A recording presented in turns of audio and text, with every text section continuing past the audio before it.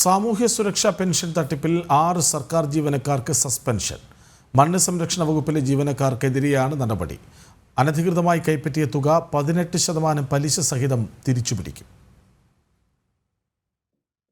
സംസ്ഥാനത്ത് ഗസറ്റഡ് ഉദ്യോഗസ്ഥരടക്കം 1458 സർക്കാർ ജീവനക്കാർ സാമൂഹ്യ സുരക്ഷാ പെൻഷൻ കൈപ്പറ്റിയ സംഭവത്തിലെ ആദ്യ നടപടിയാണ് കൃഷി വകുപ്പിലുണ്ടായത്.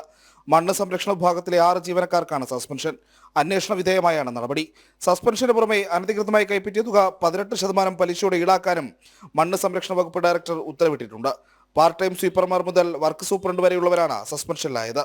പത്തനംതിട്ട മണ്ണ് സംരക്ഷണ office part time sweeper G Sheejakumari, Kasaragod ജില്ലാ മണ്ണ് സംരക്ഷണ office grade 2 attender K A Sajid, Vadakara മണ്ണ് സംരക്ഷണ office work superintendent Naseed Mubarak, Meenangadi മണ്ണ് സംരക്ഷണ office part time sweeper P Bhargavi, Meenangadi മണ്ണ് പരിവേഷണ അസിസ്റ്റന്റ് ഡയറക്ടറുടെ കാര്യാലയത്തിലെ part time sweeper K Leela, Thiruvananthapuram central soil analytical lab part time sweeper J Rajani എന്നിവരെയാണ് സസ്പെൻഡ് ചെയ്തത്.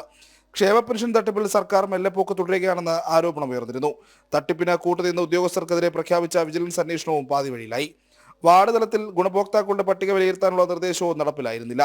ഈ വിമർശനങ്ങളെല്ലാം ശക്തമായതിനു പിന്നാലെയാണ് ഇപ്പോഴത്തെ നടപടി. കൂടുതൽ ഉദ്യോഗസ്ഥർക്കെതിരെ നടപടി ഉണ്ടാകുമെന്നും അധികൃതർ വ്യക്തമാക്കുന്നു. ജനം, തിരുവനന്തപുരം.